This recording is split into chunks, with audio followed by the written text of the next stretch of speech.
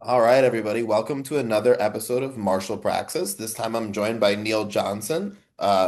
Hopefully, we'll get to talk about some of the different arts that he studied, but I had reached out to him because I was really interested. He had written a really nice book on dog boxing. I don't know if it's blurry or not, but it's the only one of its kind, the only thing I've found. So I'm really excited to have you on the podcast. Thanks so much for You. doing this.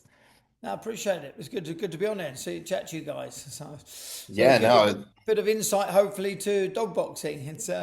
I think I think one of the things that certainly is fascinating is there seems to be this big mystical thing about dog boxing, or Gouquan or Dishu Quan, whatever you want to call it, and the truth is, I think it's not really that mystical, and I'd like to think, like you say in the book, it tells you a bit about that because it really says even like jiu-jitsu now is probably way ahead of the stuff they do in dog boxing. But then I think the end goal is very different anyway different. because it's not necessarily not to say that jiu-jitsu can't be used, of course, in real life situations. Well, I think that's a great point, and like an art in a particular time period and context can reach a higher level. It doesn't say anything about the art. It doesn't mean like, jiu-jitsu is better than dog boxing. It's just that right now in America, we have so many people doing jiu-jitsu. Not as many people Yeah, doing like American football or baseball, but a lot yeah, of people. So you have this it's huge grown group of massively, hasn't people, it? Yeah. yeah, and they're all training together and practicing together, and that raises the level. So it's a really good point. I Like agree. maybe Because there's so jujitsu much has, online. Where there's so much online, everybody's watching each other, and I think that's really building on it. And in fact, yes. one of the problems of dog boxing is, the masters out there, they're so secretive, really. And I know it's a cliche of traditional martial arts, but it's true. The problem is Yes. they hold back for so many years, and then by the time they're in their 80s and trying to show what they were doing, people can't appreciate the skill they might have had when they were younger as well. So yeah. Yeah. And that also reduces the number of people doing it, right? And then we have less people to practice with, and the things kind of like dwindle. It's actually really quite sad, to be honest. I mean, I trained with Master Lin Zhaipay. He's in Fujian, southern China, and for those who don't know, it's just opposite Taiwan on the sort of map there. And it really those we've met. Obviously, Fujian really, although it's a big, massive populated place, actually the amount of masters there that are high level is I quite a was small group. I Yeah. was just gonna say, but it's very interesting. It's a small place, but it's very important martially, right? Like if you Yeah, know yeah. about Chinese martial arts or Japanese martial arts, this Fujian is really important because we got all Yeah, the there's a white massive crane link between all of styles. it, isn't it? And obviously you've got all the warring periods of people, escaping to Malaysia and Singapore and all those things. Malaysia was Singapore at one point as well. So Yeah. it's I mean, in fact, it's quite interesting on my trip before last. I went out because I go each year. I go out there, and I think I'm about 24 trips out there now. And the last time we went to Quemoy, which is a little island off of Amoy, which is also a bit of a mass land off of the mainland of China. Huh. Now I say that because it's where the Japanese first invaded in the port there, and Ah, we had it's all very these close. stories. Yeah, we had all these stories, even from my other style I do, Tiger Crane, and about Master Ung, our original instructor of that style, was used to live there, and they moved with their family to Singapore. And chatting to the friends there we've got that took us there, and they were saying that you can imagine it was a hot pot of warring, and because of this, where the Japanese first engaged, Yeah. all the locals were like they needed their martial arts to work, and on top of Yeah. that, Yeah. it was a trading port. So all the different things coming in, all the different nationalities of people bringing stuff in. There was a lot of hodgepodge of fights going on there, a lot of Yeah. triad society stuff. And so all of that whole lot escalated those martial arts in those areas. And yeah, so that's really part of it. And it's Wow. funny, it's not till you're there you can really see the demographic and how that would have been such a major situation that brought the art up. So It's fascinating. but yeah, so they all came, a lot of them from those areas, and then of course because of that very port, that's why they would have then gone to the other places. So yeah, You know, it makes perfect sense. You see, like, I was doing Sanchin this morning, like in like yeah, Goju Kata, and I was like, man, this looks just like my Tai Chi teacher. His teacher came through that exact path. So he like was in China, and then when the Cultural Revolution hit, went to Malaysia, Singapore, like Malaysia, and then to the Philippines, and then America. But it's just fascinating because it's the same movements from like five ancestor fists. So he would do five ancestor fists, and I'm looking at Sanchin or not Sanchin, I'm sorry, Tensho. I was looking at Tensho, and I'm like, this is almost exactly the same There's thing. so many little links, aren't there, between? I mean, even between my, Hu Shuangxing, who's my tiger crane, we have the Hmm. same thrusting, gripping, drawing back, and coming in and tightening. And Yes. dog boxing is, almost identical, really. From the lower section when they open out here, it's the same principles of how they open out, how they come around, and Huh. So it's yeah, it's still three times repeated that section to give you Mm. those core basics, isn't it? Yeah, yeah, yeah. I mean, that's so interesting. So it really is like a Southern style. The dog boxing, it has the Yeah, same core engine, but then how does that? I'm curious because in Chinese martial arts they kind of follow this structure. Maybe this one doesn't because there's always exceptions. But you have this like Ji Gong basic power training of certain movements that give you the core of the style. So is that something in dog boxing? Is that shared with other Southern they styles? have. And then Yeah, so there's several things. We have the same sort of thing whereby the diaphragm, is drawn up and it's yes. held and it's relaxed and dropped, and in the same manner like many styles. So that the section I just did actually, when you're here and this is drawn up here, as you turn, you start to drop. So your weight is dropped as your diaphragm is dropping, and then Yes. you're drawing this up as you're as it's lifting from there, Ah, so it kind of brings that energy through. What yeah, they yeah, yeah. what they don't have, which is interesting, because our tiger crane has the sort of shaking energy of which, Mm, let's be honest. I think the problem with this nowadays again is, personally, I think true traditional stuff doesn't just shake forever. You like it's you might whip and have some energy, but yes. that's it. You don't need to keep it going. It's It's a like bit of it's more of like an aftershock than a continuous vibration. yeah. So the dog boxing actually doesn't have those vibration Huh. movements in that way. But what it does says is white crane shakes its wings, for instance, which is when they raise and this comes out. So you still have the power is drawing up and coming forward Yeah. into that edge, but it's not trying to keep a shake going. In fact, the only dog boxing people I've seen doing that was at a competition, and it was just for show, really, Shock. rather than Yeah. traditional. Yeah. So, but yeah. That's fascinating because it's funny, like as I always have done Chinese martial arts and grappling, and that particular like the shaking energy, like almost kind of like when a dog shakes like water Yeah, off yeah. its back, is super useful when you have somebody on you. It's great to like, That movement I just did is called wet dog shakes his body. yeah, And if you think of it, and obviously again, this is the thing I find is tricky with online. So say you say, I don't know, somebody comes behind me and they try to grab hold of you, and you drop your body weight and you turn. This yeah, can become a throw, can't it? But absolutely. we all know that if they break your balance and it's back, that's not going to work, and then you've got to Yes. change. So I Well, think, yeah. no, that's the I agree 100% because people there's different levels to confrontations, right? There's a mechanical level where we can talk about, okay, yeah, if you do this move A, I can do counter, and then you can counter my counter, right? And that's a Yeah, yeah, mechanical yeah, thing. yeah, But totally. then Yeah. there comes like skill and strength and speed. So it's like, okay, I'm gonna go to do move A, but I weigh 220 pounds and I've been training for 30 years. So you're not gonna do anything. But also, like all of us are the same as martial artists. I remember, first going to meet Master Lin, and it was quite funny actually. We started off. We were in a Chinese school. We're obviously in China, so in a school in China with power music playing, like proper, like communism music at the time, playing out loud. And I remember him going, "Let's stick hands," and I'd done sticking hands because of my Tai Chi and the elements of Tiger Crane, and I remember thinking.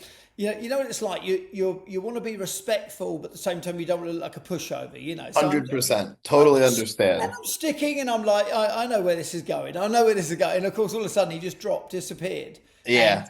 and he vanished, and I was sailing through the air, and followed by Yep. carpet burns on my arse, and but it was interesting. That was one of my first sort of engagements with Marcelin, and what was interesting was a how soft he is in what he does. Huh. He's a little bit like a snake, really, kind of like you kind of don't know he's there till it's too late. You know, it just all Yeah. coils around and then it just constricts at the end. You know, Huh. and but what we do a lot with dog boxing, which again, it's not to say this isn't in any of the other styles, it's just me chatting. But what was interesting with the sticking hands there was his ability to keep the bridge between the arms and allow his body to sink, but keep the bridge at the same height as he's sunk. So Yes. by the time you react, he was Yes. already in the position to take you down and do whatever, So you know. So, he makes a point of contact with you and then he doesn't move it, so you're not aware that the rest of his body is moving. That's like what you're saying about him being like a snake, is that like the one yeah, part of yeah. him is here and then the rest of You it's don't like know what the rest starting is to doing. wrap Yeah, you yeah. up.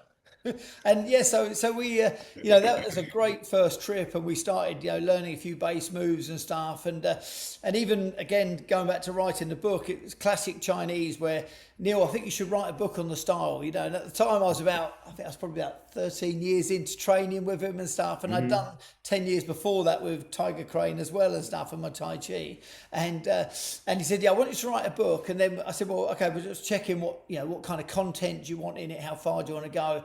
He said, yeah, write about dog boxing, but don't tell him how to do it. And I was like, I said, come on. I said, in this day and age, you've got to put some substance in it, True, yeah.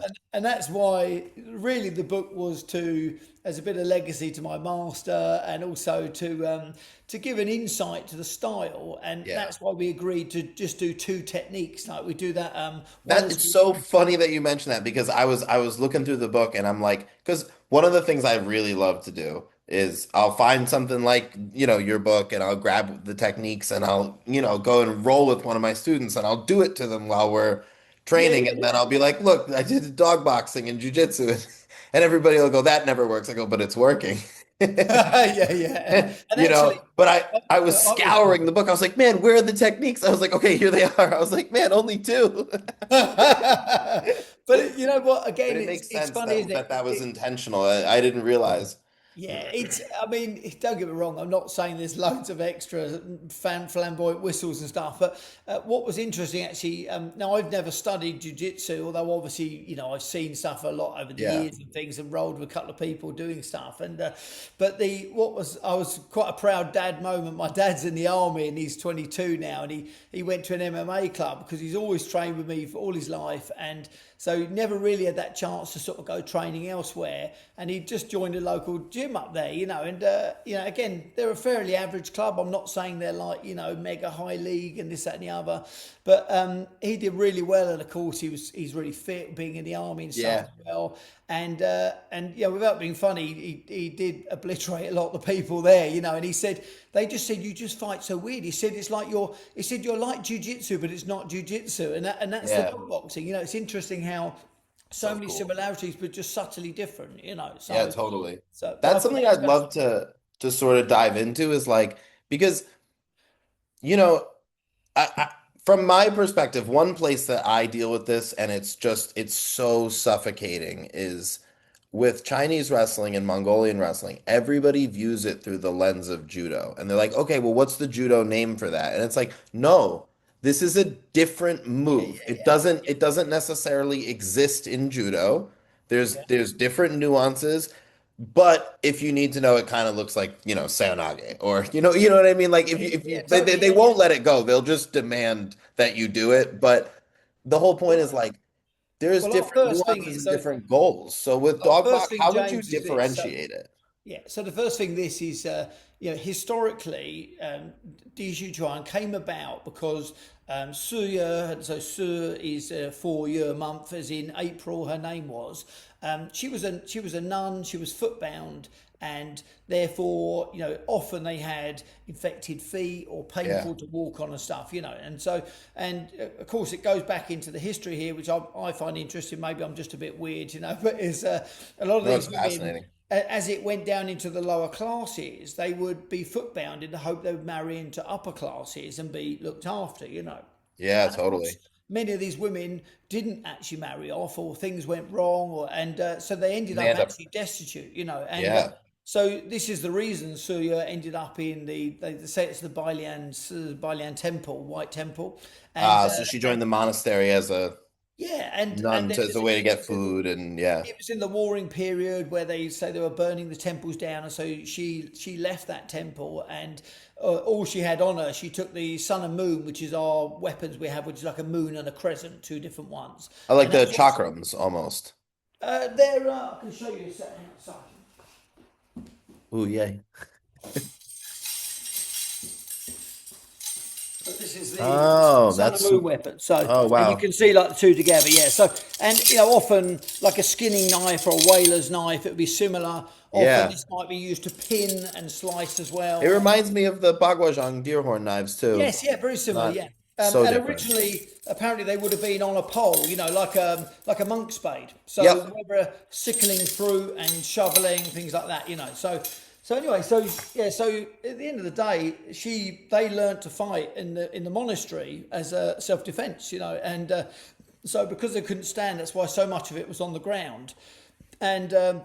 Contrary to what a lot of people think, actually, there's a lot less on the ground than a lot of it because Chen Yijil, who's the sort of third in line or fourth in line from there down as time went on, he'd already done other styles like Gouquan, things like that, and Crane. So he Uh, mixed a lot of the stand-up stuff to make the ground stuff work better as well.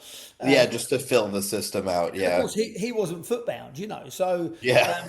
yeah, and originally, this is why originally a lot of the techniques they preferred to be able to roll into it, and but it's interesting looking at today, because you often hear, why would you go to the ground? You could end up like in trouble if you go to the ground. But then Yeah. you've got a whole style of jiu-jitsu, like you say, which is phenomenally massive now. And but yes, if there's two opponents, why would you go to the ground? If there's one, maybe you would. Are you better on the ground or not? Are you heavier? There's so many variations. That's But the thing, exactly. The variations. Like fighting is so complicated. There's so many different situations. Like, first of all, like it's hard for me to ever say never. Like I'm like people said like today somebody was saying, "Oh, I don't think I'd ever kick someone in the head." I'm like, I might. Like I'm not trying to look for that in a street fight, but there we might be a situation where it's a good choice. we have a move in a form in our Tiger Crane, and I've been doing it for years and years. Sort of probably about 20 odd years now, something like that. And there's a section where most of them are say a vertical thrust, so whether they're straight, whether they're down, but Yep. this particular movement is flat like so. And I remember Ah. thinking, you know. Should it be flat, or is that just a variation? Why is it flat? And then when I started doing dog boxing and stuff, it suddenly dawned on me that if a person is in, so we call it single back, when a person is low down here like this. Now, so if a person's attacking and you're blocking here, now if I'm the dog boxer and you're the crane person, my eye is at the perfect height that the thrust will go into the eye socket, and then you can grip in the eye socket. Whereas if you're vertical, it doesn't fit in the eye, So Yeah, yeah, yeah, yeah. whereas if you're standing, you can hit an artery, can't you, when you're striking? So then vertical works well. In dog boxing, we use it also as a takedown. So if you're stepping around somebody, we would thrust towards here to then take the person down, So it's Ah. so yeah, so again, it's interesting how I think certainly in my early days, I remember thinking, oh yeah, the Chinese didn't like the Japanese and all this fighting, but a lot of the time actually the fights were amongst their own people, and it was just Bob down the road really annoyed me, So, but he used this; it was quite good. I'm going to start training this, So Yeah, yeah, yeah, yeah. No, that makes perfect sense. It's yeah, interesting too, like, because obviously the context that the art comes from is very different. Because I think fights in the context that dog boxing originated probably were a little bit more dangerous than the type of fights that were going on in Brazil, where, one of the things that would go on is that the Gracies would surround people. So like they would make it so that it's a fair fight, which is something that you see in the yeah, West, right? Is yeah, like yeah, yeah. onlookers ensuring that the fight is like goes according to certain like standards, This is which the face off. Who's going to win, isn't it? Yeah. So yeah, which we yeah, don't see that necessarily in the East in the same way, right? Like you have different tactics where, like, for example, rolling in, like in if you were to do that in Europe in the same time period, they'd be like, this guy is the Yeah, worst, yeah. We don't But like him. But again, like I think that's the other thing is, and again, this would be the same apparent with a jiu-jitsu player like yourself. There is if you're used to being on the ground and you need to move on the ground quickly, you've got the ability to roll and in all different ways in all different directions, Yes. and I think having that ability alone is good, even if it's to avoid someone and get up and run the other way. It's like, Well, but fighting is interesting because the thing that everybody always is focused on, oh, I never want to be on the ground, right? If you don't want to be on the ground, then that's exactly where I want to put you. and So most fights end up on the ground, don't they? a So lot of them do, yeah. And so at that point, you say, okay, maybe we should learn what to do from here instead of just saying, I don't want to be here. well, in fact, we do, and again, this is the bit I find interesting as far as the some of the modern sport fighting and dog boxing is. It really is. It sounds terrible, but the whole reality is they're just trying to hit you in the nuts, really, to try and finish the fight. And now, Yeah, yeah. so you go back to like a woman that can't stand on her feet very well, and the frame might have been smaller than some of the guys, and stuff. And so, in reality, whenever we do any kind of takedown, so say I don't know, again, you might link with the person, or the person's coming at you, and you'd use your foot to hook inside their knee, for instance, and then Hmm. that would be your link. And as soon as you drop down, you're already hitting them in the groin. So there's no. Yeah.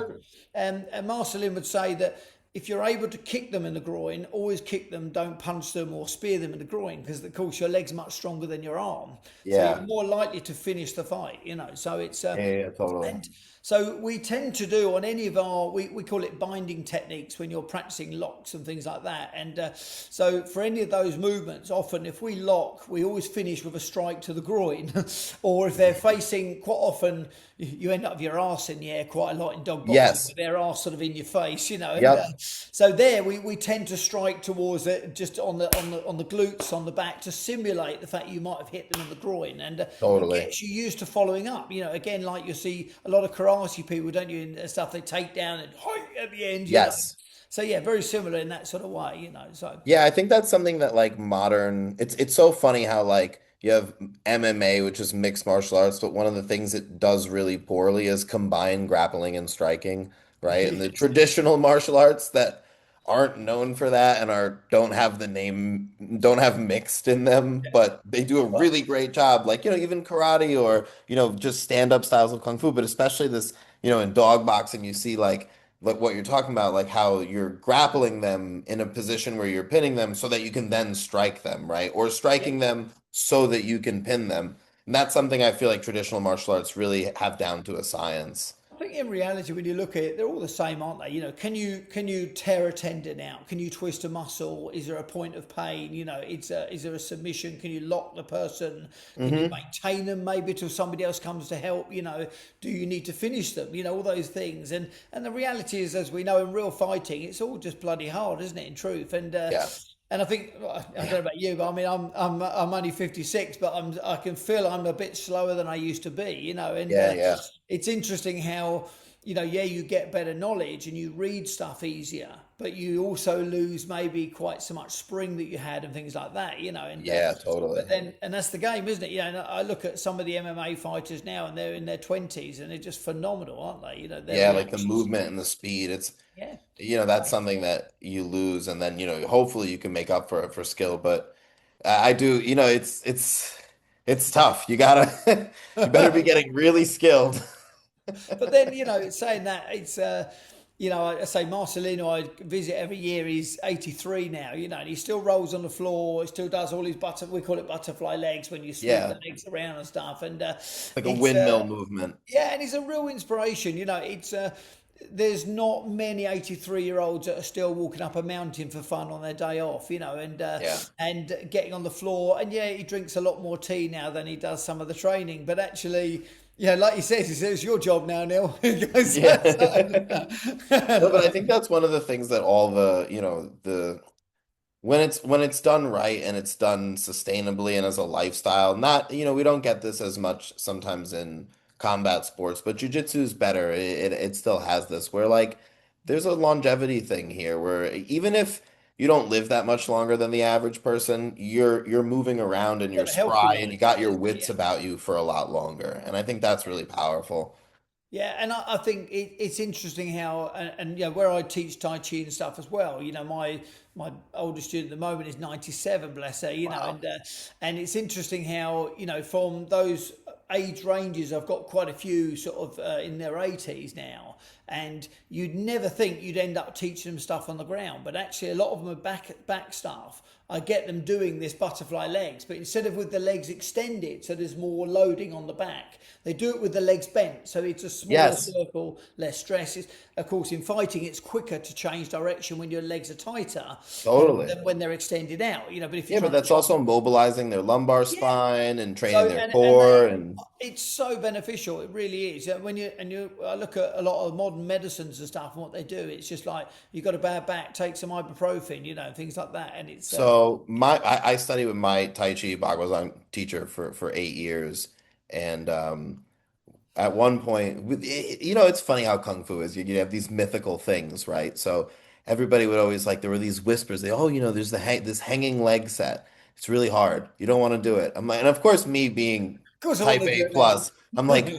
what's the hanging leg? We got to do it, right? So I find out, and we're about 6 months into doing this hanging leg set. It's awful. There's only the entire rest of the class has dropped out of it, and there's just three of Yeah. us left. It's me, his girlfriend, and like some other guy who had been there for 30 years. And we're doing this thing, and in the middle of it, this is like 6 months in, and I'm like fully committed to it. It's horrible. You have to stand on one leg for like 30 minutes. Right. Yeah. And and we're doing it, and I hear his girlfriend go. She says, Richard, you think this or the laying down set is harder?" And he goes, "Oh, the laying down set for sure. Nobody's ever died from this one." I go, "First of all, what? There's a set harder than this?" And second of all, somebody died. And everybody's like, "No, no, no, they were really old." Da, da, da. But it was like I was like, there's a harder one. So, but it's funny that you mentioned those exercises on the ground because I never got to do the laying down set. But Right. Yeah. Yeah. I wonder, but it's like there's a Tai Chi set on the ground apparently. Yeah, yeah. So, It's out there. I think that's just the world, isn't it? I remember, like with dog boxing, technically there are 8 traditional forms, and then they're. But then one day one of my guys had gone out travelling and he'd gone to see Master Lin, and his brother turns up, and he didn't even know it was his brother. It's a classic thing where he's training away. Don't know who the bloke is in the corner, but I'm going to try and look good, and he's doing Yeah, this yeah, stuff. And then right at the end, he gets up. Oh, it's my brother. And he gets up and does this like awesome hand form, sort of thing. yeah, And he's just like, well, what the fuck's that? Like something. And he goes, excuse my language. And yeah, oh, it's just one of the hand ones, like that. It's an extracurricular one. Yeah. So there's more than 8 then. So but yeah. There's And I'm always like, more. I There's don't need always any more. something you didn't know about. Yeah, and I think a lot of it is just fun, isn't it? We had we started doing a bit of 9-section chain whip as a bit of fun at this. Oh Nothing to do yeah, with dog I boxing, have but one of it's those. just That's like one of those things you just buy on impulse yeah. And then you as realise you don't really as a like it. martial artist. Well, I remember one day he taught us some base moves of it, and I'm doing it and switching over. And again, it's nothing rocket science, But unlike the rope dart, it's very Yeah. unforgiving as well, isn't it? If you Yes, and if you mess up. there's a bit on the end where you spin it round, you wrap it round, it goes round your sort of bicep and then round your arm and finishes hanging down. And you're a bit like a shibble, like a sitting Yeah. stance, looking cool at the end, And as I'm in my room practicing on my own here and I'm doing this, as it spins round, it just clocks me in the back of the head. Oof. And I was just like, oh, and you're like, Yeah, it's the worst. having a moment on my own, thinking like, I'm going to be found in the morning. It's good that nobody was there. It's worse when somebody sees it happen. But yeah, no, it's I think we're just like all of us really. I think if you've got a passion for it, it's good, and I'd like to see dog boxing grow more. And it's, if I'm honest, it's my problem, and I'm sure you're probably quite similar. You guys are, whereby it's my problem is I can't clone myself. I've got Yeah. 3 styles, and I'm teaching, and I can't just stop those people I'm with and stuff. And so really we only mainly do one night a week of our main training in dog boxing. Other than that, we do 2 nights in each of our areas of type Yes. of train. And but we've got some diehards. We do training days and stuff where we work on it all day, and that, which is good. And of course, there's their own practice, but I think the thing is, like many people now, they seem to have less time. Everyone seems to work harder. Yeah. We know the score. You know, things are more expensive. I try not to make it expensive, so that's not a reason. But I I think definitely think martial arts are like for the people who aren't diehards is something that they enjoy in times of leisure. You know, like it's but something that it's people amazing how many need people. space in their life to do, and Yeah. it's not easy. I mean, it's a hard But I thing. think someone said the other day they had a few family problems and stuff, and they said, you know what they know? They said, the thing is, it's always been there. Martial arts, my staple. No matter what's gone into my Yeah. life, you come back, and obviously people become amazing friends, don't they? In your club, it's so much Yeah. more than martial arts when you start, isn't it? And No, it's so yeah, true. and I think that's the real amazing bit about it that people underestimate. And even my Tai Chi lot are the same. They get together after and hang out, get to know each other, and Yeah, no, where the community element is huge. yeah, I was saying with things like the sticking hands the other day that some people, their partner might have died because they're a bit older and they have no one in their life that actually ever touches them. So it's Yeah. interesting how just sticking hands and having contact with somebody, things like that, are very important. And because often people say, well, "What's all this about? This sticking hands?" Sometimes older people, and I say, "Look, it's like the ultimate game of balance." Yeah, They totally. explain about the people in the parks in China and stuff, and it's such a wonderful thing to see. Whereas often here, I think they're so worried about falling, they think, "Why should I do that?" I say, "Well, it's your ultimate practice to not fall." So Totally. yeah, No, no, it's very true. yeah. So Can you tell us a little bit about like, I mean, there's a few listed out in the book of like the special skills that are a part of the dog boxing system. yeah, and Um, again, okay, so I think it's interesting some of this nowadays. You hear a lot online of like, oh, the secret stuff, the indoor student. That's not really the case. What it means is you just said about the one-legged thing. It's like it means you've been dedicated enough to spend some time on it. And so, therefore, different students would learn about special skills. And they say the and Shaolin it is. also was really hard. Like, like it wasn't Yeah. like he just explained like, "Oh, do this one trick and you'll be super strong." It was like, "No, we're gonna do this grueling ass training for a long time." Well, like the fundamentals in dog boxing is a lot of it is again it was made famous by a Russian boxer and actually it was the Chen Yujil broke the Russian boxer's leg with a scissor kick, so it wasn't even a binding technique, which is what really makes me laugh because everyone says about all this dog boxing binding and really he scissored his legs and broke the leg and that was it. They say he won the fight, and but what they don't know is so Chen Yujil, like many people and like the stuff we do as well. My Master Lin tells me that they had a traditional courtyard, and within it is, I say in England, it's a bit like our small garages, like really small rooms around a courtyard, and each one would be a family, and they would share the central place. And the majority of the time, Chen Yijil would be in the corner on his wicker chair and hitting his shins with a hammer. And I mean, honestly, the pictures are absolutely nuts.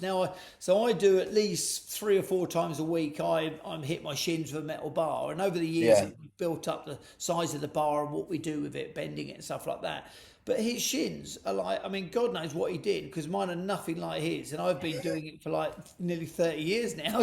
So It's crazy. and I guess he must have done it more when he was younger. Maybe that's what caused the calcification more as he was growing. Yeah. There's also But like some weird methods that sometimes like I've seen something with I don't even know if I'm supposed to talk about this. I found out about it secretly. yeah. But there's like some methods with iron palm that involve like occlusion. So you like kind of put like a little bit of a cuff and it causes it to swell more and that can also make it a lot bigger, like Interestingly, both my we have conditioning within Tiger Crane and in dog boxing now. So I'll start with the dog boxing really now. So we always used to use originally just like first of all we just use sticks, like little yeah. light bamboo sticks, like a lot of people do when they start, and then you'd build that up to small metal rods, Hmm. and you'd strike with the rods, and of course they splay and they hit as well, and you'd do that. So again, it's not over the top, I would do that for about 6 minutes, and then we have a Pacific medicine like I did that gel that we use Yep. after. And that stuff is quite phenomenal. It really is Yeah. because it's you beat your shins and they look fairly normal, or mine do when they've been done. I put the medicine on and they're bright red after. It really Yeah. brings the blood to the surface, and of course, within a few hours or whatever, that's gone completely, and there's no bruising or nothing anyway. And you shouldn't be bruising the leg anyway, of course, if you're doing it. So, but Master Lin said to me, "Oh no, you need to move on from the rods. You need to move on to a metal bar." He said because the bar, he said, well, you can hit it harder, but without the risk of splitting the skin.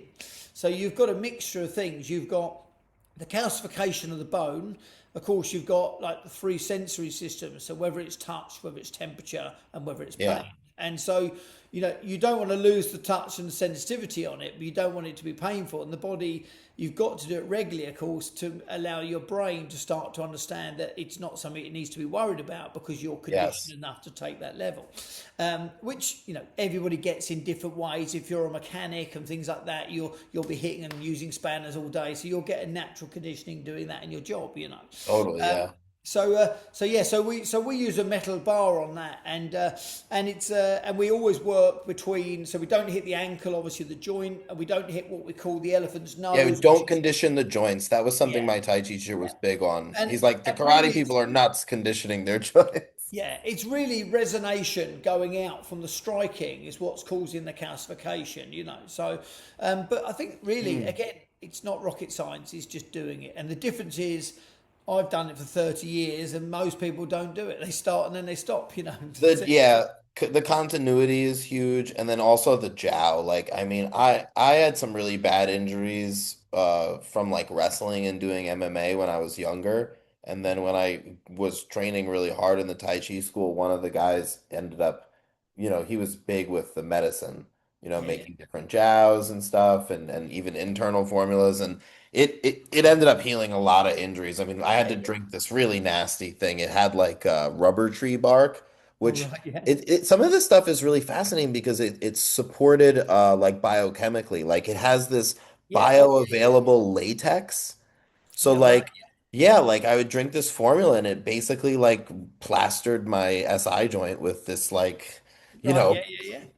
Well, latex is like it's like crazy. you go to the fanciest dinner in China and you'll still have things like the pig's trotters on the table because the gelatin in it is so good for the joints. Yeah. So it's Well, that's fascinating when you eat the like traditional like dim sum like cuisine, and you some of those things are really medicinal, like even yeah, like yeah. the what is it called? Sea cucumber, Yes, and the yeah, yeah, conch yeah. shell, all those are like tonic foods. Yeah, yeah, absolutely. Yeah, yeah. So yeah, it's yeah. Although some of that bitter stuff, is not always my favourite, but Doesn't taste but good. It's but it seems to me that every Chinese medicine just is like rabbit droppings, doesn't it? It's like, oh, it'll be good for you. So it's healthy. yeah. But no, we're the same. Like you say, the medicines are really good. Again, even you'll find quite often it's interesting how they call them rubs, don't they? Anything like tiger balm, stuff like that. It's to be able to rub the area that's injured so as to not cause any burning in the skin and so on when you're rubbing a massage to get the blood flow. Really, isn't Yeah, it? yeah, yeah. It's fascinating. Actually, one of the things I do when I go out there is I always go to Martial Lin's son's clinic, and they're both bone setters as they used to be called in the day. And Yeah.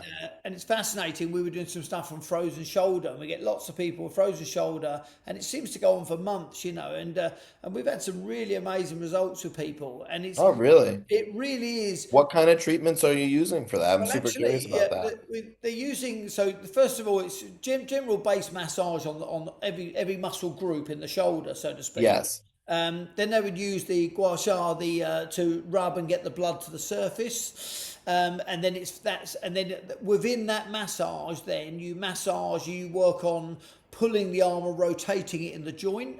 Mobilizing the Yeah, capsule. from being bent, you'll be mobilising that as well, both ways, of course. And so, it's all about opening it out, freeing off any small attachments people might get from injuries Mm. and re-healing wrong. And then we finish off with the hot cups, the fire cups. So Yes. and it's been really effective. But what I find Wow. fascinating is how simple actually it is. But of course, Yeah. it's doctors here just don't have that knowledge or haven't got the time to do it, so it's a challenge Yeah. again. Yeah, so It's also, it's a very specific like thing. right? Because one thing that gets in the way of this stuff too is the switch over from what gets referred to as like pre 1950s TCM to post, right? So you Yeah, get yeah, yeah, anybody yeah. who's trained in that newer system, and it's just not the same thing. A lot of these martial arts formulas are either pre-1950 stuff or Yeah, even ancient stuff. Some of it's like, I mean, I have a Jitta Jiao formula that comes from Chan Tai-san. He was yeah. like a Lama Pai guy, and his this formula, it's like it just wants me to throw a whole bear paw in it. Well, I It's don't like know. like that's just like magic. That's not even a, And but let you me know, guess, it's a right one. One of our China trips, there was a bear sanctuary halfway up a mountain, and all wow, the bears had their right paw missing. And honestly, I mean, it's mental when you think of it. It's it's absolutely nuts. terrible. In fact, it's another story completely. But let's just say one of the bears nearly grabbed one of the people we're with. We managed to roll them out from it, and it was just like Jesus. But like you say, it's for medicine. Apparently, that's why. So not only that, it was which paw they would use. They felt made the difference as well. You know. Yeah, I mean it's that like that level of Chinese medicine is almost like sympathetic magic. It's not even, but Yeah. when you get further down the line, you start to see some really innovative formulas that now are getting supported by, Although actual, I think like, as a science Westerner, goes in and looks at it and says, oh, there's chemicals in this that are going to do what you want. yeah, yeah. I did have to laugh at myself on one of the ones because I finally got the recipe for Master Lin for his medicine and like many of them, there are three kinds, you know, for deep strain, conditioning, for bone setting and things like that, you know, so the main conditioning one and he in the early days, you know, like often with these things, I paid a load of money, and then as you get to know him, it was pence, you know, sort of thing. So, and I remember he gave me this, which now you wouldn't even bring it through customs in the same way, but in those days I was just like, bring it through, you know, sort of thing. And it was like a big, almost like a pillowcase of herbs, and then we had a little bag on the top, and he said, oh, these are the rare ones, you know. And I just watched the program, and for whatever reason, it was talking about whales and these whale bile stones they get. And so, of course, you've got a really old whale, it's died of natural That's causes. ambergris, right? And so I'd seen this program and I was like, oh wow, you know, and I opened this bag up and he said, oh, this is a really rare bag. He goes, you've got to make sure you crush this up and pestle and mortar it and this, that, and the other, you know. So there I am, I'm at home, I've got it home and I'm smashing it up and I'm thinking, I've got this really rare, you know, like thing. And when I went out the next year, I mentioned it to him and he went, oh no, it's just a seed. So I was like, Yeah, that's like I fell for that two times in my life. One time, the second time was so funny. I was training at this kung fu school, and the Sifu's wife comes up to me, and she's like, you want to get better at kung fu? I was like 11. She's like, you want to get better at kung fu? I'm like, yeah. She's like, drink this, and she hands me a can of like lychee oh, syrup oh yeah, yeah, yeah. without the fruit had been taken out, like she was cooking something. And then she's like, okay, drink the whole thing. And it's like so thick and syrupy and sweet.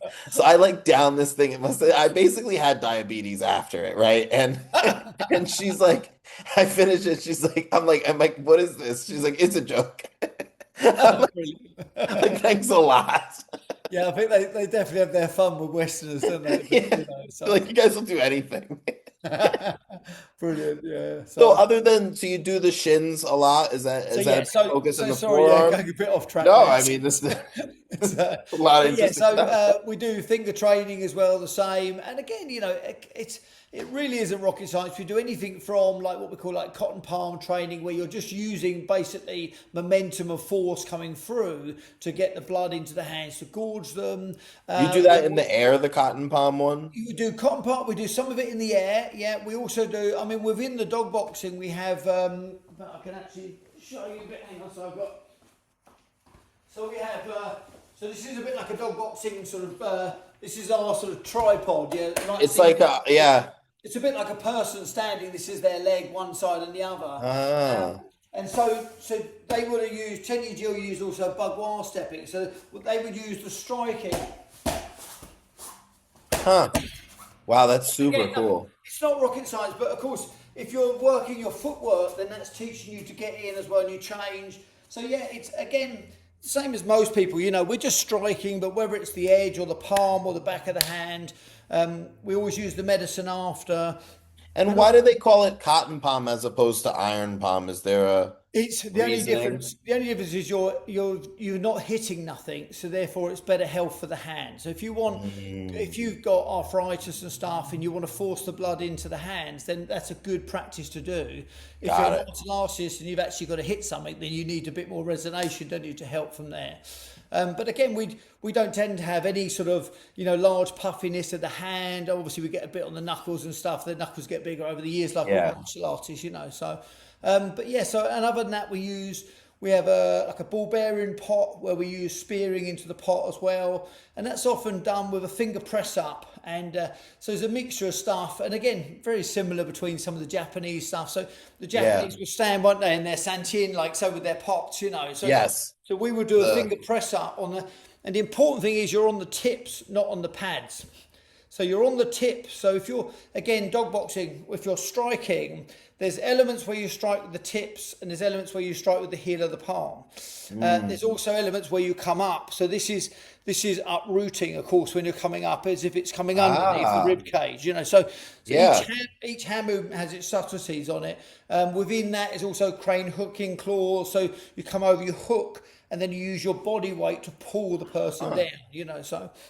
Um, but yeah, so you need those fingers in different positions. So we'll work a finger press up position lying down horizontally, and within that you'll pick the pot up and move it. We often do it in a group of people. So you'll pass the Mm, pot, then you'll do 20 spears, and then that person passes the pot. And because you've got like three, four, five people, you've got that time, and you'll go round twice. You work both hands, that's a and then cool drill. we tend to finish off with, we call it spinning crane, which is the classic kind of the one whereby you spin the hands. Yes. And the blood And goes to the yeah, hands. yeah, and again we finish with that, and already you see the hands are red even there. Yeah. So from doing that, we're always sink down and we're sink stretch, so your forearms are horizontal. And this is so as you stretch your tendons because you're gaining strength, you don't want to lose the flexibility.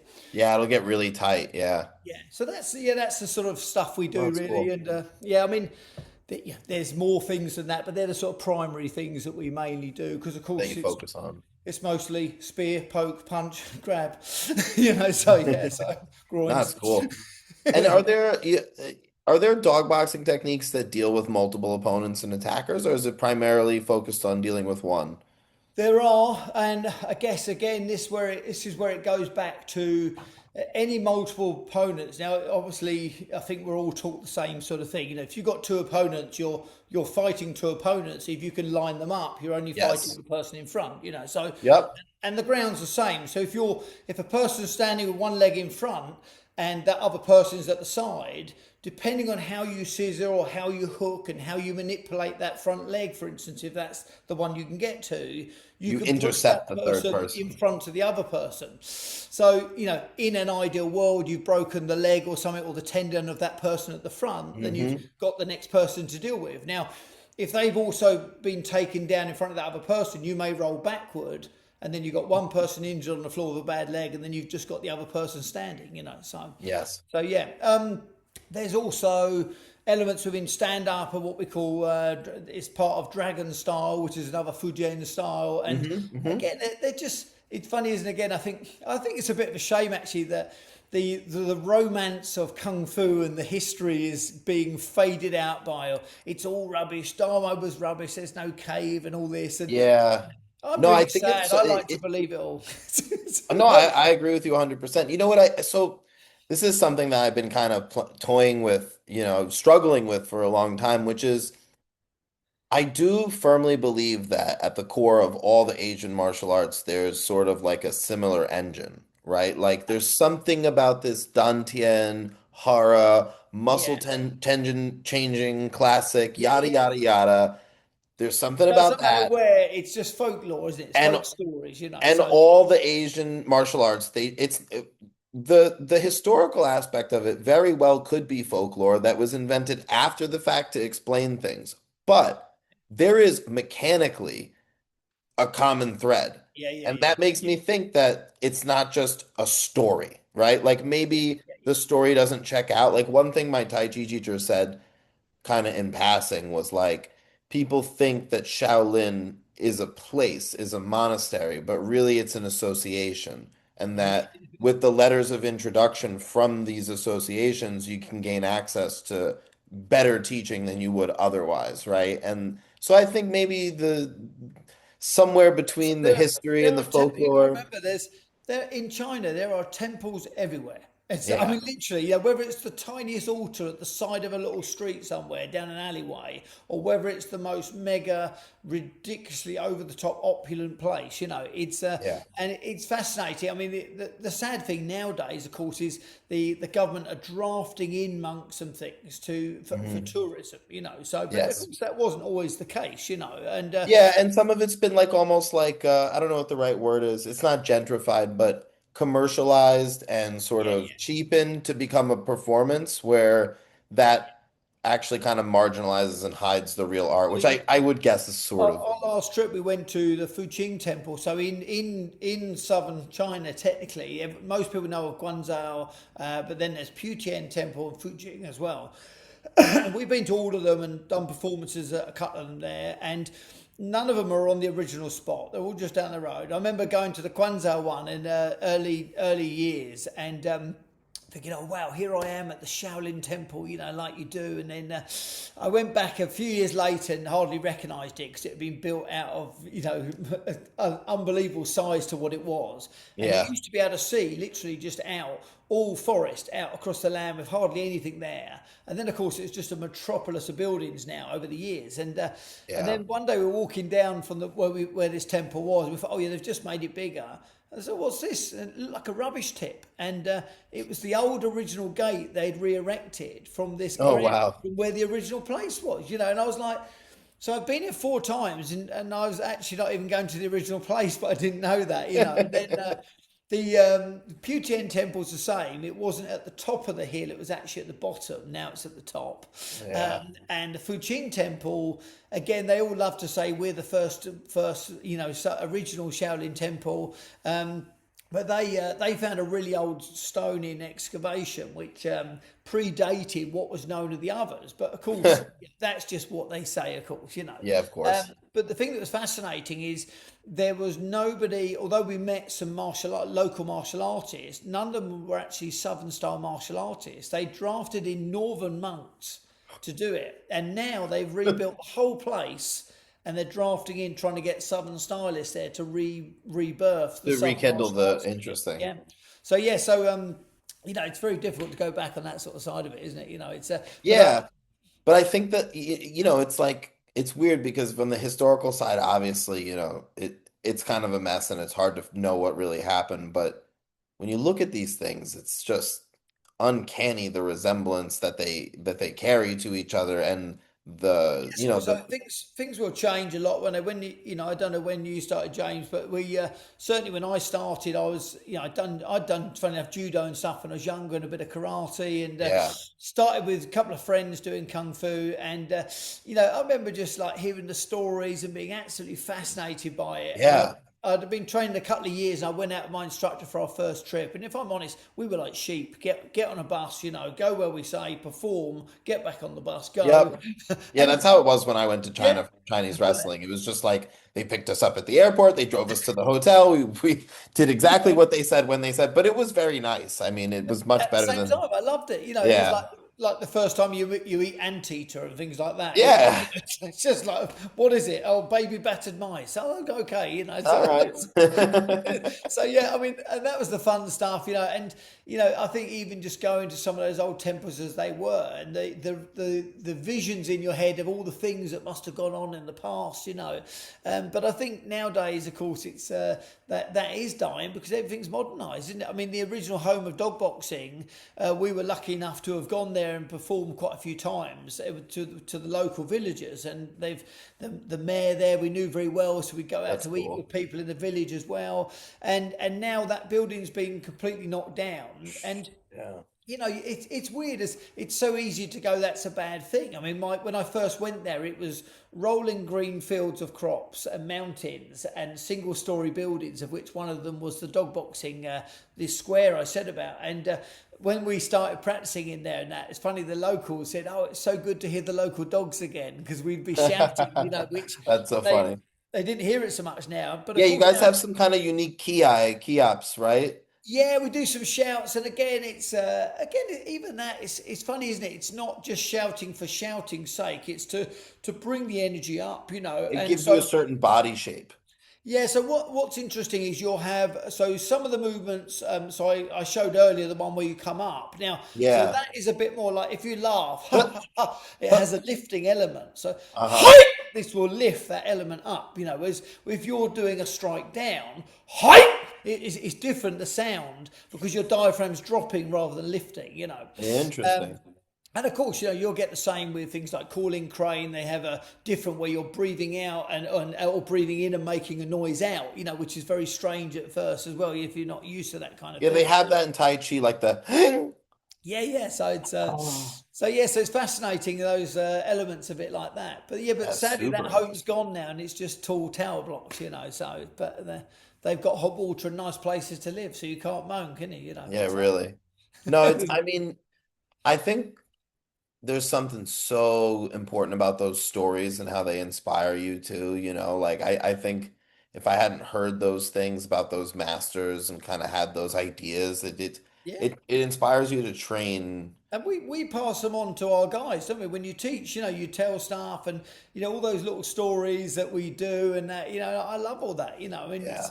again, I think often now people, they expect to learn so much now. It's like, I'm paying for the class. I expect to learn this. I want this next pattern. You're like, what do you know? I mean, Master Lin, it says in the book, the story there that when he met Chen Yijil and he finally took him on as a student and he did the opening three moves of the Sanzan, and he said, oh, he'd been doing it for like 6 months or something. He said, oh, well, Master, I know this now. He said, oh, okay, you don't need to come back then. And he's like, so, and in the day, he would cycle about 45 minutes in the dark across the fields and things as well. So again, Yeah.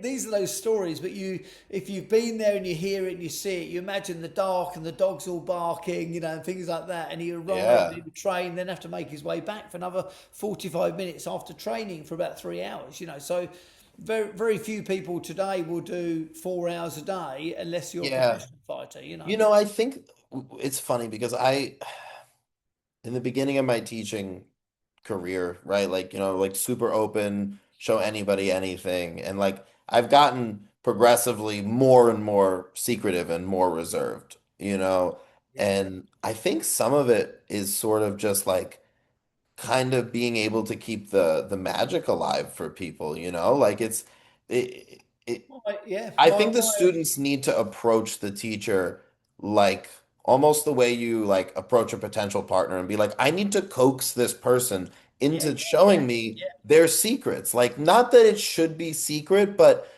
there needs to be an attitude of yeah. like, this isn't something that's just given because there's things like, I mean, I've studied It's, some knife yeah, fighting stuff that's like, it's just how to kill people, And it's like I can't just tell you that, Like I need to know you. You need to prove who you know what I mean? Like it's just well, like you the old can't just story, go doesn't it? telling somebody how to do Go that. horse dance against a wall for 2 hours for 6 months, and then it's like you prove you really want to learn now. Come in, Yeah, So, I trust yeah, you a little more. yeah. And actually, my first instructor in Chinese Kung Fu was up in London, Dennis Carsey-Nor, and to be honest, he's got quite a bit of a name about himself of things, and for one way or another. But actually, no matter what people say, he made the smallest thing seem like gold, actually, and Yeah. because he very rarely taught anything, he would always turn up late. So you do 50 billion leg lifts, and then you'd be lucky to do a couple of upper crane blocks or something like that, and Yep. but actually, when he showed something, you took notice, and you. You paid attention because you got so little. Yeah. That's how my And teacher was too. and it's interesting for myself actually because I don't live in China. I'm married. I've got kids. I'd be divorced if I went there longer than I do. I And understand. so yeah. So whenever I go out, I'm really focused on what I'm doing. I will video stuff. I'll write notes all the time.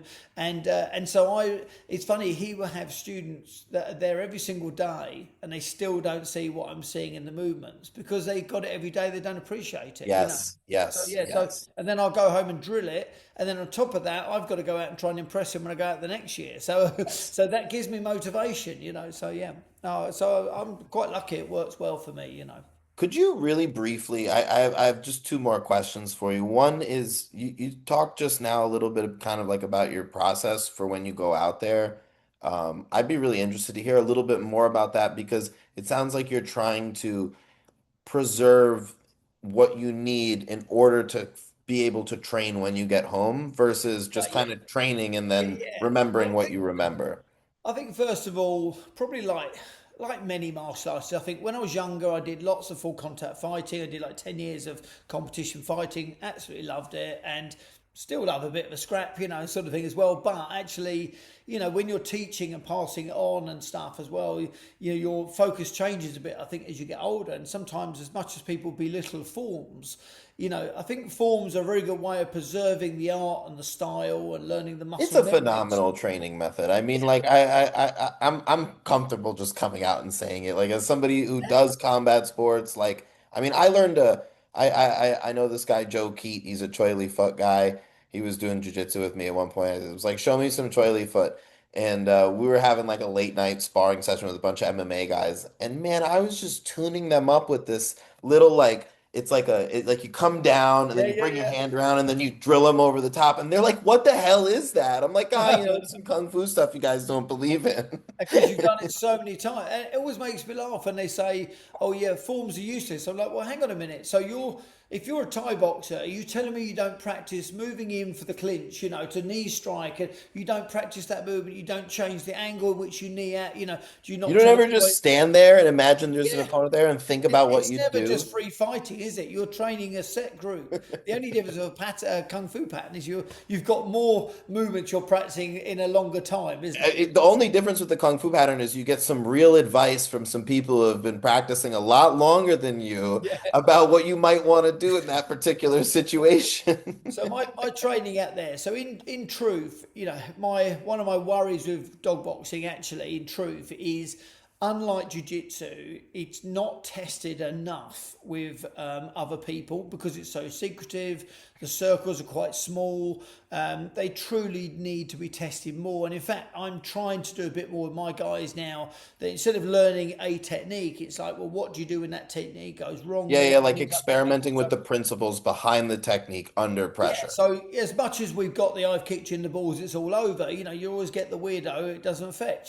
So, Yeah, and totally. so we do have a lot of forms out there. And interestingly, again, I remember I've been out there where we were there for 2 weeks and 17 days we were there, and every single day all we did was forms, apart from warm-ups, leg lifts, and a few other things, and this, that, and the other. But we were mainly doing forms. And one day, and it turned out there was a guy there, he didn't want to teach. And the one day the guy didn't turn up, we did binding techniques the whole session. It was absolutely awesome. So, and, but yeah, so they're, like I say, they're really quite funny like that, So, but as But I've got to, from my standpoint as a student, I will say that having been on both ends of that, like doing things like that and also having things like that done to me, that for my training, it never mattered. Like when I was coming up, we used to have class at 6 a.m. and 10:30 a.m. and at night. And at night I worked at another gym, so I couldn't train with the same coach. I had two jiu-jitsu coaches who right, yeah. didn't know I was training with the other person, so I had to like lie and it was like a whole secret. I got two blue belts. But we would train early in the morning and in the middle of the day. And coach was supposed to be there for 6 a.m. and he was supposed to be there for 10:30. He was never there. But like now when that stuff happens, not that like I'm always there, but I see my students and they don't train when somebody isn't there. I'm like, I used to drive 45 minutes at 4 in the morning to go train by Yeah, myself with like two other white belts and a blue belt with no instruction at 6 a.m. every day and be glad to do it. And I yeah, think yeah, that's yeah. the thing that like Yeah. it's hard when if you But can't put if that any of my level in, students say then to me, the "Oh, art doesn't develop. if ever my students say, "Oh, I can't make it," so and so this, I say, "Look, I go halfway around the world to go and see my instructor, so you can't tell me anything." It's like, and so yeah. But as far as what I do, so basically, so we have a lot of. If you're doing your forms regularly, it's not a problem anyway. So we will have warm ups. We do, like I said about the butterfly legs. When you first start, like many things, when you first start your practice, you're rolling forward, backward. Your practice, we call it threading the needle. When you roll into a pointed foot, then you might roll to the foot being on the right to get ready for the sweep straight away. So That we might. butterfly movement is great. Like that shows Yeah. up all the time in jiu-jitsu. We love Yeah. that. We do a lot of it. The Chinese sometimes call it like tumbling, don't they? Where we will roll, jump round 180, roll backward. Again, like I've seen many things in jiu-jitsu, the same kind of stuff. So Yeah. so a lot of that can be a warm up as well. But to be honest, when you train for a long time, you just get on with your forms, you just Yep. practice. And so, but what I do that I think people underestimate is I actually train a lot lighter than people think. So I will work on Yeah. the movement and the cleanness of my strike. So if you think of like a base punch, isn't it? We always see if you're doing an overhand, it's different, isn't it? If you're coming over, you want that circular motion to come over. But if you want a straight strike to be a straight strike, you don't want your elbow coming out because you're going to lose power here, aren't you? So You're looking for when you're there, especially you're saying you're looking for technical refinement. You're not really looking for a workout, especially the training volume is probably huge, and you never know when somebody's going to decide to work you out. So it probably yeah, makes sense to kind of keep a little bit more of a technical approach and keep it what lighter. I tend to try and do actually now is I try each time I go out, I try to have a few variations of what I'm doing to blend when a movement doesn't work into another. And I Mm, will use those things to ask a question. And certainly in the early days, what was interesting, because I already had a foundation in my Tiger Crane, we had a pretty good base fighting system anyway. So it was about really layering, but not a bit like languages, not mixing up what was that language. yes. And being careful not to do that, because one thing they don't want you to do is talk about your other style you do. You're with them. Nobody likes that, Yeah, it's realistically. like, I yeah, mean, you want to do it's that? Go and do it. Don't go on about yeah, them. that's for podcasts, not for the dojo. Yeah, and but what I'll do often in class is I will deliberately apply something martially, and Master Lin comes to life. As soon as you do it martially, he's like bang, Hmm.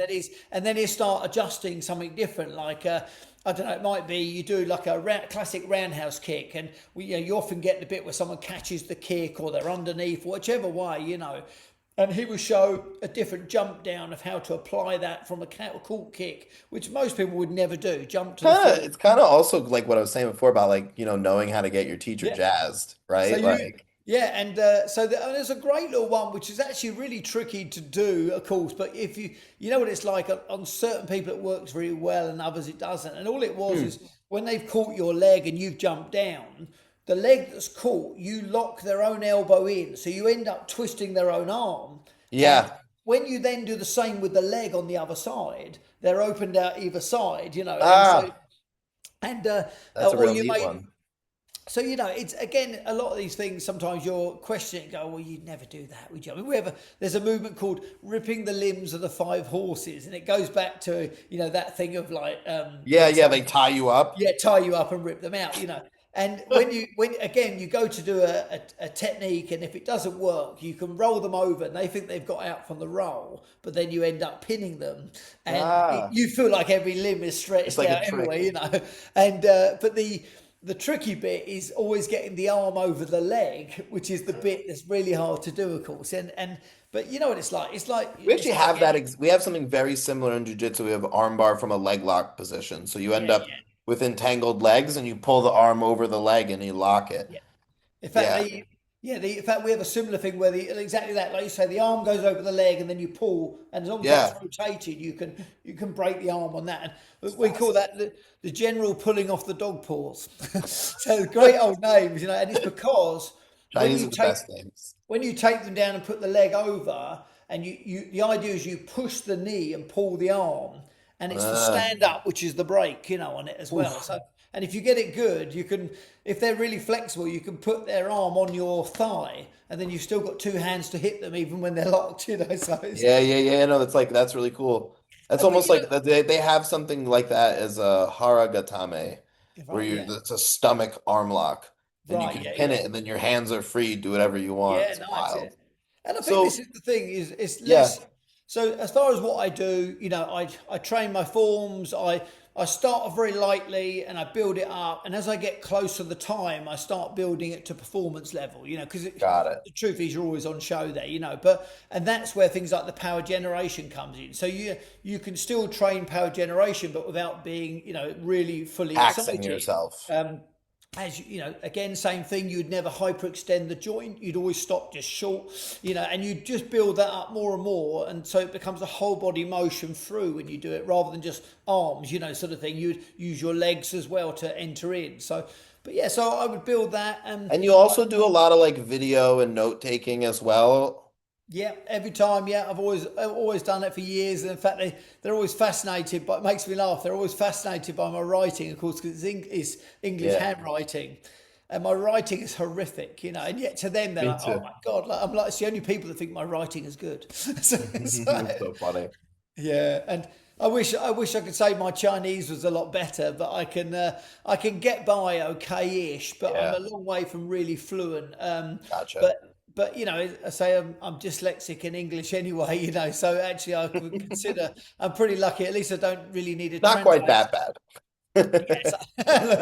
So yeah, in the early days we used to have to pay for translators and stuff, but now we don't have translators. And The phones help between too, right? yeah, between my Chinese and a few of them speak a bit of English, and of course we've got the modern world of phones now, which is Yeah. amazing, isn't it? So in fact, a little interesting point in that. I'm trying to waffle too long because of time, but the what is fascinating is in the early days I quite liked the fact my Chinese wasn't very good because they were forced to show you and apply it on you. The Yes. better the better the language gets, the more they explain it and don't do it. So Yeah, yeah. yeah, yeah. No, I think there's something to be said. It's funny with my Chinese wrestling teacher. I have a Mongolian wrestling teacher who also teaches Chinese wrestling, who was my original teacher. But then we also linked up with this Chinese guy when Lavelle moved to Mongolia. Um, and Zhang does not speak very good English, and people are always asking me what he said, and it's become this running joke that I speak Chinese, but I don't. I just watch him. I'm looking while he speaks, and then I just tell them what he did. And the funniest part is every once in a while I'll get something mixed up because I'll be watching him and he's showing what not to do, and Yeah, I think he's showing what to do, and he'll look at me and go, no, no, no, no, no, like, and I go, oh, okay. yeah. No, we get a lot of that as well. Yeah, so It's all a lot of fun, honestly. oh yeah, I went after COVID. I went out for the first trip of my own because I've always taken my students out with me, and I never. They don't pay Ah, me for it. They literally, I say to them, look, I'm going. As long as you're not a pain in the arse, you can come. yeah, yeah, yeah. That's it. And so no nightmares. So and yeah, we go out, and it's just one of those things that at the end of the day, when you chat with the guys and that out there, it's interesting how you think you know what they've said, and one of them. It was the first time I'd gone out on my own after COVID, at last I thought I've got an evening off because it's been manic, and like it's dinners every night because I was on my Yeah. own.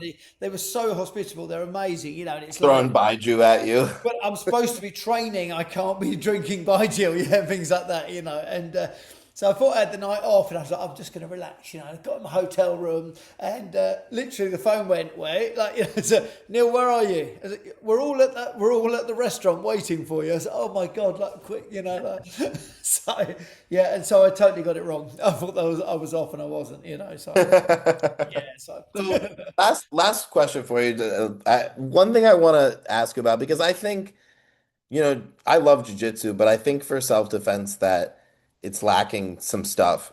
You know, do you ever think it would be something that could happen where we take some of these integrations from dog boxing and kind of put them in, say, a self-defense or a police context and say like, hey, this is a system for fighting when you've been grounded and, kind of like taking some of the pressure tested stuff you're talking about and we actually bringing it. have one of our instructors, Imogen Thomas. She used to work for the police doing riot stuff in England, and Yeah. funny enough, she changed one of the things, and it's interesting these different concepts again because if a policeman was grounded, and they were using their leg to keep some away. It was interesting how they would often have their foot upright, which meant they had a narrower surface area stopping somebody Yeah. coming in. So she got them to turn so they could defend better from the ground, or keep Ah, the knee to keep them at bay, away. Now, but it's interesting because when we train and we do a technique, so say I'm falling to the ground, you're standing, and we train often where we will kick the stomach like so, or not the dantian, we'd hit the stomach. Now, yes. again, there's so many facets here. If you're bridging the arm and you're sinking and you pull their arm down, it's harder for that kick to be slipped for a takedown. If I've got no bridge and you're about to kick me and I do this, the kick may slide off. So, Yeah. but when they're doing it properly, the kick is never horizontal. When they go down, the kick is always vertical. So it's the heel that's hitting you in the groin, not your Oof. flat foot. So again, this goes back to in the time when they would have had bound feet. These little tiny 3.5-inch shoes with a heel Yeah. as well, and you're being heeled in the nuts vertically like It's like a that. pressure point. Yeah, exactly that. So it's interesting how those sort of things do switch up stuff like that. Yeah. Yeah. No, that's so fascinating. Yeah, Yeah. well, I mean, th thanks so much for doing this. This was a super interesting conversation, and I learned a lot. I really Oh, appreciate well, it. I'm glad you enjoyed it, and nice to meet you, and put It's got me. a chat to the face as well. I'm So, jonesing to learn some more dog boxing applications. I'm like, like I say, you'll probably find a lot of it is similar to what you do anyway. I'm gonna It's have to fly over there. well, you're very welcome anytime. Yeah. Thank you So, so much. all right, guys. So I look forward to seeing what you do in the video, mate, and yeah, I hope you keep healthy, and I'll see you soon. Yeah. All Have a right, good guys. one. Thank you, Neil. Cheers, James. Thanks, mate.